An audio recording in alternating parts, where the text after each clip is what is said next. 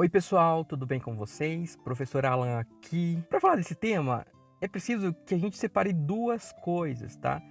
Primeiro, aquilo que é constatação científica, que é uma consideração sobre algum assunto que já passou pelos critérios metodológicos da ciência, ou seja, que já é uma verdade científica, e isso precisa estar separado das nossas crenças morais e religiosas, cada um em seu devido lugar. Porque a religião, ela contribui tanto para a ciência quanto a ciência contribui com a religião, ou seja, quase nada. Os filósofos e cientistas medievais, eles tiveram que passar por esse problema também, da moral e da religião tentando se meter na ciência. Se esses cientistas do passado tivessem aceitado essa intromissão, não teria sido descoberto, por exemplo, o heliocentrismo, que foi a teoria defendida por Galileu Galilei, que afirmava que o Sol era o centro do universo, enquanto a igreja defendia, por questões religiosas, que a Terra era o centro do universo. Por defender essas posições, o Galileu, já idoso, foi acusado de fraqueza em suas defesas das questões divinas e acabou sentenciado à prisão domiciliar até sua morte. Então, a gente precisa entender que a separação da ciência e da religião, ela não precisa significar religião versus ciência ou religião contra a ciência. A religião, seja ela qual for, tem suas contribuições no campo espiritual. E a ciência tem suas contribuições, mas no campo do desenvolvimento do conhecimento humano, seja nas questões das ciências exatas ou nas questões das ciências humanas. Então vocês conseguem perceber que isso não precisa ser uma guerra? E eu tô falando isso porque eu sei que a gente vive numa comunidade, em um país extremamente religioso que precisa ser respeitado. Mas também a gente precisa olhar para a história e tentar evitar cometer os mesmos erros do passado. Aqui eu vou falar para vocês como um cientista, como um sociólogo, e para isso eu preciso que vocês entendam também que a sociologia é tão ciência quanto a física, quanto a química, mas claro, cada uma delas tem as suas questões e temas específicos e com a sociologia não é diferente. E se a gente quiser se aproximar de uma verdade científica, a gente não pode levar os debates das áreas sociais como questão de opinião. Então, indo para o que interessa, vamos tentar entender o que significa esse termo ideologia e gênero. E esses dois termos, eles são conceitos trabalhados exaustivamente dentro das ciências humanas. Então, se vocês forem pesquisar separadamente sobre esses temas, encontrarão pesquisas sobre ideologia que datam lá de 200 anos atrás.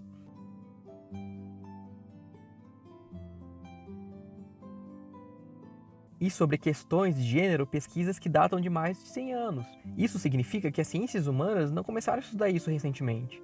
Então, nesse primeiro vídeo, a gente vai tentar entender o que é esse termo ideologia, para depois, nos vídeos seguintes, na continuação dessa aula, a gente estudar com mais propriedade sobre o conceito de gênero. Para começar essa explicação, eu resolvi dar uma pesquisada rápida no Google para ver o que encontrava sobre a palavra ideologia. E eis que a resposta que aparece é a seguinte, abre aspas, reunião de certezas pessoais de um indivíduo ou grupo, fecha aspas. Essa, obviamente, é uma definição de dicionário. E em uma pesquisa simples na rua, se vocês perguntarem para as pessoas o que elas acham que é ideologia, essas pessoas provavelmente vão apontar algo parecido com essa definição. Ou seja, que a ideologia é um tipo de opinião, um tipo de visão de mundo sobre algum assunto específico, e essa é uma definição popular sobre o tema. Dada essa pequena introdução, vamos para o que interessa, tá? Vamos falar de ideologia. A primeira vez que a gente vê o termo ideologia sendo utilizado como termo central de uma explicação teórica foi em 1801, lá no contexto da Revolução Francesa, há exatos 220 anos, em um livro intitulado Elementos da Ideologia, do filósofo e militar Destin de Rossi. É um nome um pouco complicado, eu vou deixar aí na telinha para vocês, tá? O termo ideologia que ele acabou cunhando era definido da seguinte maneira, abre aspas, caminho que o ser humano se utiliza para conhecer o mundo, fecha aspas. Essa é uma definição bem simplista, tá? Ele não escreveu com essas palavras, mas o significado é muito semelhante a esse. E qual seria esse caminho? Para ele, a gente só conhece o mundo e a verdadeira natureza humana por meio da nossa relação direta com a matéria, com a natureza, e não por meio da religião. Se você é religioso, antes que você comece a odiar esse autor pelo posicionamento que ele tinha frente à igreja, Preciso que você tenha em mente que ele viveu e escreveu na época da Revolução Francesa, que foi uma revolução fundamental para que a ciência tivesse uma liberdade para atuar, sem interferência da religião. Lembra da situação do Galileu? Então, esse Destin de Tarrasi estava apontando que a igreja mais atrasava do que ajudava a entender o mundo e que ela devia ter seu próprio lugar separado da ciência, ou seja, cada um em seu devido lugar. Agora a gente vai para alguns fatos históricos importantes dessa época, que vai ajudar a gente a entender toda essa discussão em torno deste termo, tá? Vamos lá. A sociedade medieval era separada por castas, como vocês sabem. Os camponeses e a burguesia eram setores da sociedade que forneciam as coisas que todos consumiam, mas ocupavam um lugar bem baixo nessa pirâmide. Muitos filósofos e inventores eles faziam parte dessa classe, principalmente a classe burguesa. Um exemplo foi o filósofo holandês Spinoza, que trabalhava polindo lentes. Inclusive, o nosso escritor Machado de Assis tem um soneto dedicado a ele, onde se refere a Spinoza como um filósofo operário. Por se sentirem injustiçados com essa posição de inferioridade, a burguesia começou a desenvolver filosofias que demonstravam como os burgueses enxergavam o mundo e como a função social deles era mais importante que a dos reis e a do clero, que nada produziam, mas mesmo assim se beneficiavam do que era produzido pelos burgueses e pelos camponeses. E isso era verdade, era exatamente isso que ocorria. Isso de os burgueses se redescobrirem como uma classe social específica, e mais importante que a nobreza, não foi por iluminação divina, foi por uma constatação racional. Foram percebendo na prática como eles eram úteis àquela sociedade.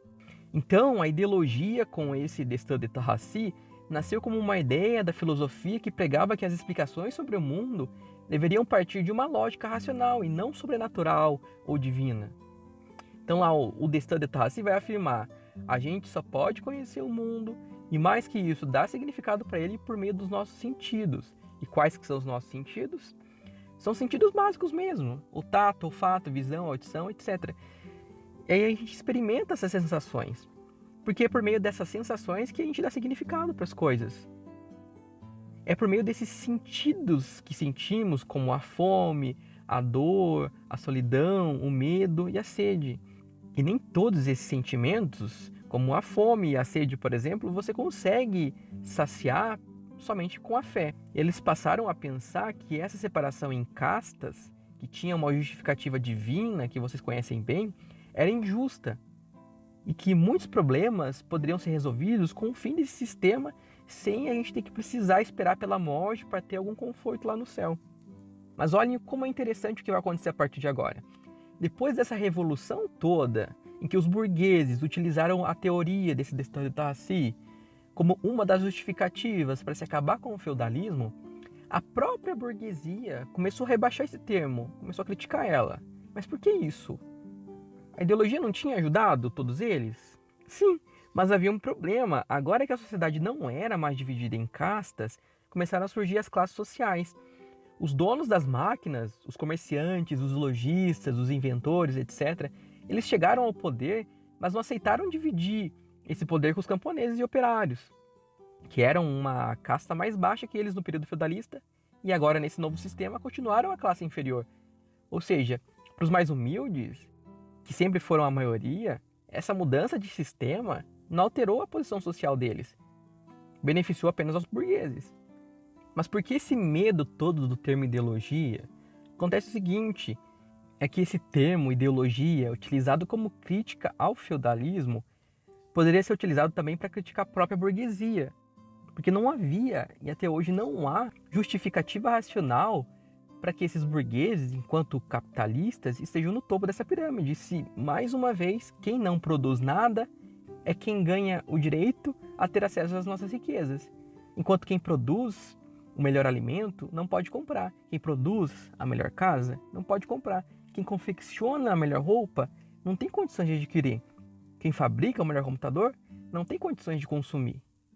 Quem está trabalhando mesmo lá no chão da fábrica, quem está trabalhando mesmo no campo, quem bota a mão na massa é quem produz mais riqueza. Se esse termo ideologia tivesse continuado a se proliferar e levado a sério, o próprio sistema capitalista teria sido destruído pelas classes mais baixas nas suas primeiras décadas de existência. Então houve um trabalho e esforço comunal em se destruir esse conceito, em desfigurar ele.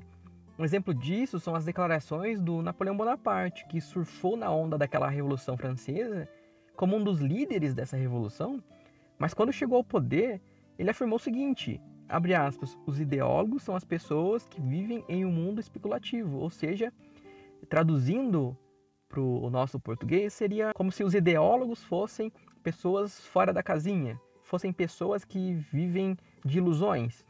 Napoleão, então, ele utilizou a força política que ele tinha para destruir a imagem dos filósofos ideólogos, a fim de que não houvesse mais revoluções que poderiam pôr em risco o lugar privilegiado que ele e a burguesia tinham no poder. Algumas décadas depois, esse tema foi tratado por Marx num livro chamado Ideologia Alemã. Esse livro ele ficou conhecido só em 1932, bem depois da morte dele. Nesse livro, ele vai se inspirar nesse tal de Destin de Tarrasi e evoluir esse conceito, afirmando que ideologia é sim concebida pelos sentidos, mas tem um porém. Muitos significados existem socialmente antes de a gente nascer. Por exemplo, a dor. A dor, em essência, ela é muito ruim. Seria maravilhoso, não é? Um mundo sem dor. Agora, vai falar isso pro maromba da academia. O cara vai olhar para você e vai falar assim, no pain, no gain, amigo. Vocês entenderam? A nossa capacidade de sentir o mundo, ele pode ser carregado de valores sociais que já estão pré-estabelecidos antes de a gente nascer. E esses valores sociais são estabelecidos por quem? Então, para Marx, esses valores sociais são estabelecidos pela burguesia, pela classe dominante. Vocês lembram que eu acabei de dizer que o Bonaparte utilizou seu poder político, o seu poder de classe dominante, para mudar o conceito de uma palavra que poderia atrapalhar de alguma forma a sua estabilidade no poder? Ele fazia parte dessa classe dominante, então agora fica fácil da gente fazer essa relação. As ideias dominantes de uma época são produzidas pela classe dominante. É uma conta bem simples. Se temos uma classe dominante que diz que se os jovens estudarem temas como gênero na escola vão virar gays, então essa ideia vai ser dominante na cabeça da maioria das pessoas. E eles conseguem enfiar isso em nossa mente pelos meios de comunicação, pela política, nos locais de trabalho, na própria igreja. Todos os setores estão sempre em ação disseminando essas ideias, sendo que há consenso científico afirmando que os jovens que estudam gênero e sexualidade nas escolas são jovens menos propensos a praticarem violência sexual e doméstica. Países onde jovens conhecem seu próprio corpo são países onde a incidência de doenças sexualmente transmissíveis é menos frequente. Então a gente se pergunta sempre por que em países ricos, como os países do leste europeu, onde quase não existe desigualdade social, esse tipo de ensino ele é super disseminado, mas nos países pobres ele é carregado de preconceito. Quero inclusive que vocês parem para pensar um pouquinho sobre esse fato.